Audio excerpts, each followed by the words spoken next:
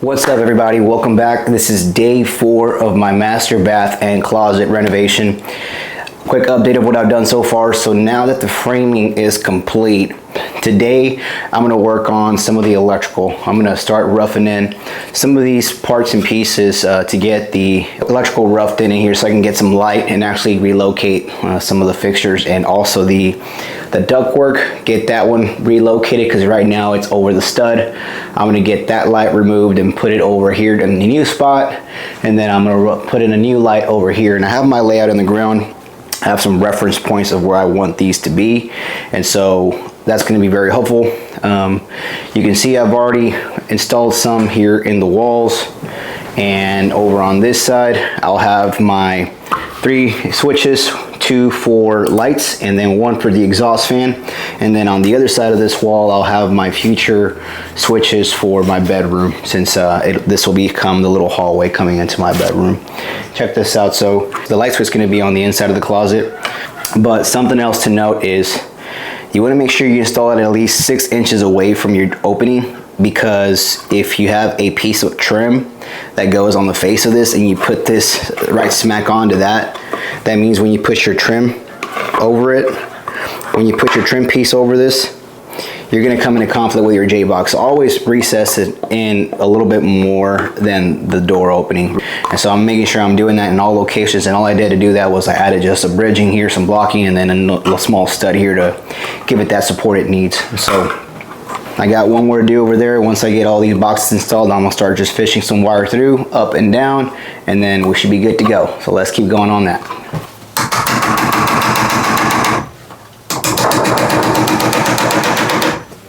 You obviously want to plan for your light switches. If you're going to have independent switches, you want to have a triple gang box if you're going to do 3 separate light switches, or if you're going to have 2 light switches, you want to have a double gang box. But I'm using a single gang box because the light fixture that I'm selecting is 1 for 3 switches, and so one's going to control the fan, one's going to control the ceiling lights, and then one's going to control the vanity lights. So I'm having this one, that way I can save space, and I can also install this one over here on this side facing the bedroom, and so this is going to be over on that side. So again, I'm having a single 3-way light switch for a single gang box. So something else to note. Let's keep it going. Okay, one other thing I am doing is these marks here, that one there's going to be for my toilet hole that I have to cut on the ground, and then these 2 here where I'm trying to plan out the exhaust fan and the supply. That's what I'm working on now. The light fixtures are in the clear. Now I have to figure out where exactly I want to put the exhaust fan. I think I'm just gonna move it over a little bit to the left, and then do the same thing with the supply. I'm maybe moving the supply further that way.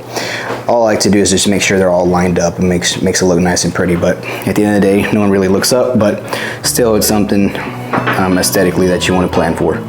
So now that those are done, I'm gonna go ahead and cut those holes and then start putting the lights in place. Let's go.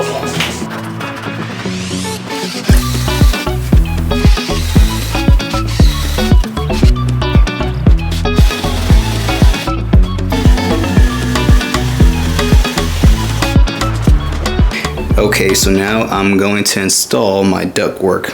Now this is only going to be to the closet. All you're going to need is some supply duct like that.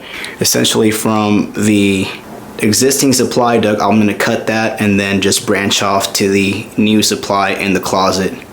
And so I'm going to remove the one to the left and put it over to the right, and then I'm going to wire it off in the attic and then make these final connections. Okay, so I got my duct work connected. I didn't want to show you the attic stuff because it was way too messy and it's too hot up there, so I would have had a long time finishing it up if I was trying to record and show you. But essentially I just connected all the pieces like you saw earlier, and now what I'm doing is adding some sealant, sealing up the gap between the drywall or the ceiling and the ductwork with some reinforced water-based duct sealant. This helps it also seal up the edges. You don't want any air in your house escaping, so I'm just adding this all the way around the perimeter so give it a good seal. Now that the ductwork's done, I'm going to start working on the electrical. I'm going to go ahead and just start fishing all the wire through the walls. I have all the holes cut. I have some J-boxes already installed on the walls. I got to install one more down here. But For the most part, it's ready for electrical, at least on this side. I'm not going to be able to do the vanity side until I get the plumbing done and I figure out how big my vanity is and where the mirrors are going to go and where the light fixtures are going to go. It all depends on those finishes. You want to make sure you understand all that before you do any of the rough-in for your finishes for the vanity section. But this is ready. I'm going to go ahead and start doing this. Essentially, what I'm going to do now is just going to fish these wires up the wall. And so let's go ahead and start doing that. This is power to the light circuit. So I'm going to terminate that here, cut here, fish it down to the crawl space to my power source where I previously was serving my dishwasher and my sink disposal. So that's now going to be used for this and the pantry light. The circuitry that's over here on this wall is going to be used for all the power inside the actual bathroom. I'm not adding additional loads. I'm actually reducing the loads on this side, and I increased them over there for the kitchens. I ran a new 20 amp circuit over on the kitchen side for some of the new stuff, but in here I can use some of these and reconfigure them, repurpose them to make them useful for the bathroom and the closet space. And so I'm only adding the light fixtures here and then a power outlet down here for an iron or something that can be used later on. And so that's what I'm doing here in this section. So that's what I'm working on now. So let's keep working on that. Push this wire through here. Okay, so I think that about wraps it for day 4 of this master and closet remodel. There's a new supply, there's a new light. I have to just do my exhaust fan right above the toilet. And then here is my new supply and my new light fixture. And then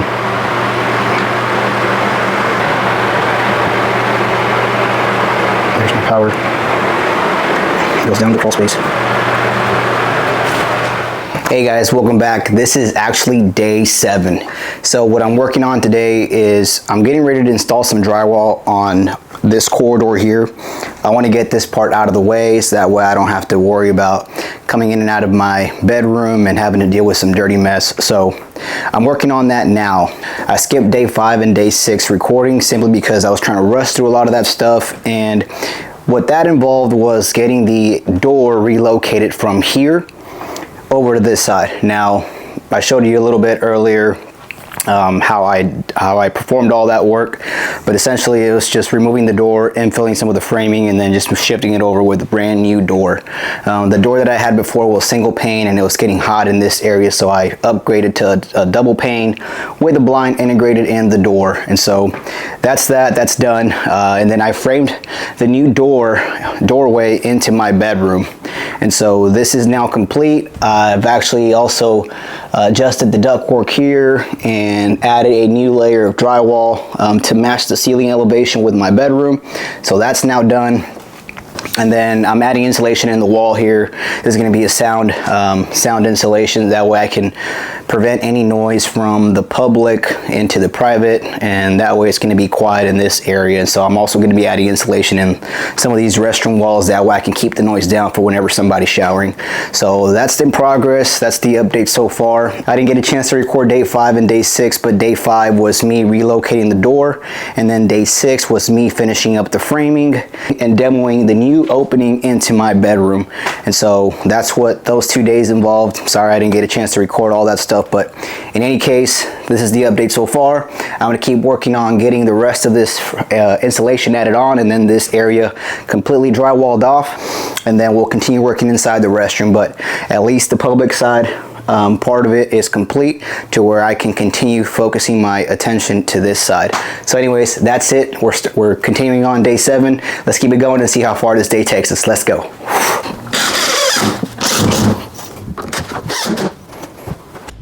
All right, now in this part here, I am insulating the walls and adding drywall. I've already got the closet done. Now I'm working my way into the master bath. I did all of this in a couple of hours, but after this was done, I really started focusing my attention to the electrical within the restroom.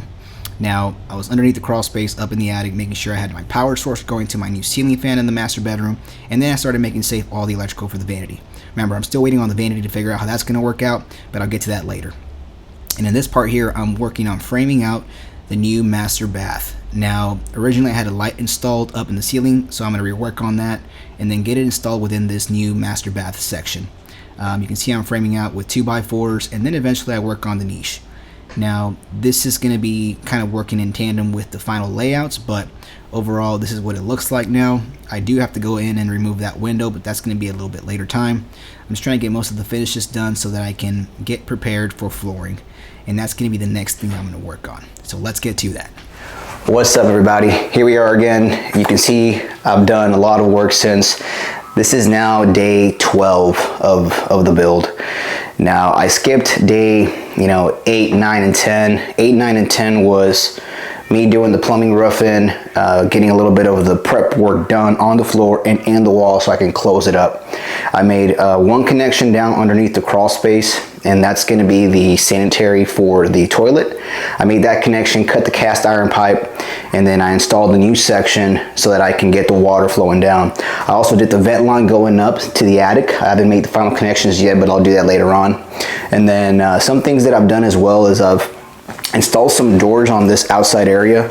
I've not installed this door yet, simply because I want to demo the floor first and then figure out, more or less where the center line of the door is going to be and all that stuff. So we'll get to that later. But this is day 11 now of the build inside the bathroom. I did do some other work outside the house, and I'll show you guys here in a second, but essentially it was relocated the window over here.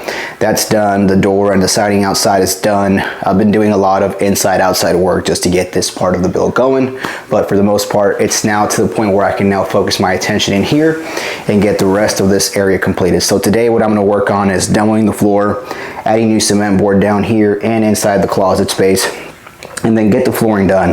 I got a vanity ordered, and so I got to get ready for that.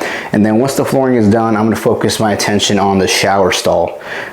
Traditionally, you want to do the shower first and then do your flooring, but since I'm in a crunch for time, got a baby on the way, I'm trying to get as much done as possible here and then work on the shower stall at a later time. So I need storage in the closet, so that's why I also want to get this done. I want to get this part done so I can use the toilet and the double vanity if I need to.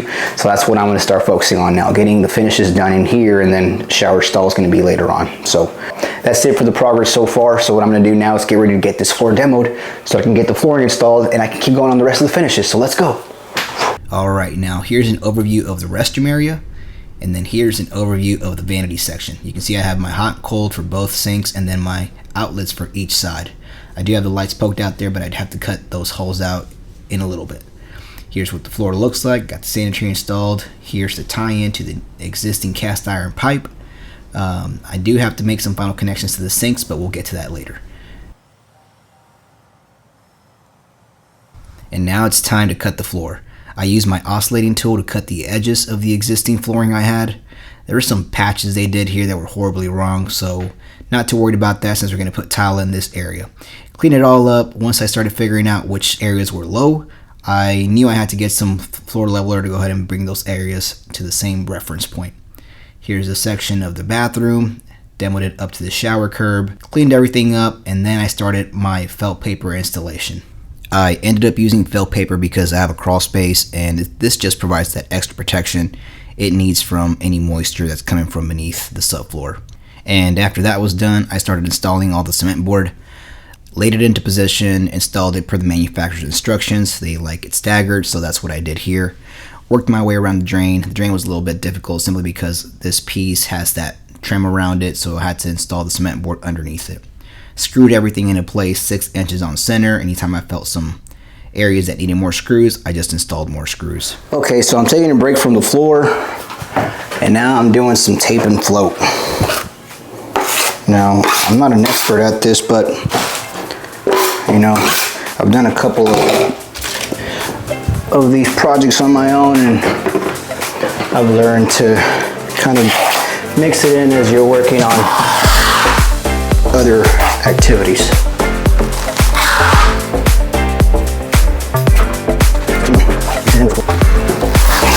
Ooh, hitchhiker.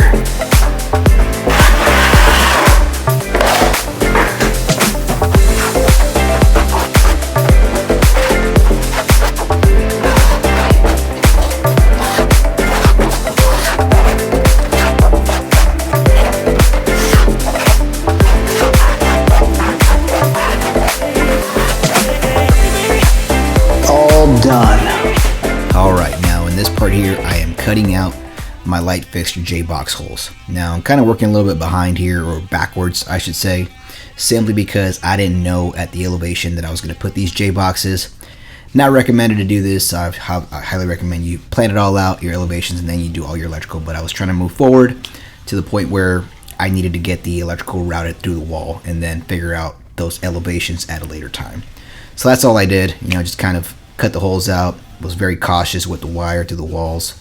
The wire obviously had no power to it, so I had to be very careful just to make sure I wasn't damaging the wire.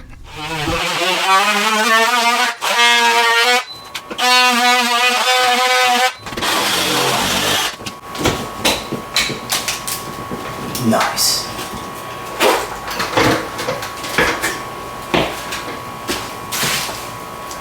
Alright, now it's time to start working on the flooring.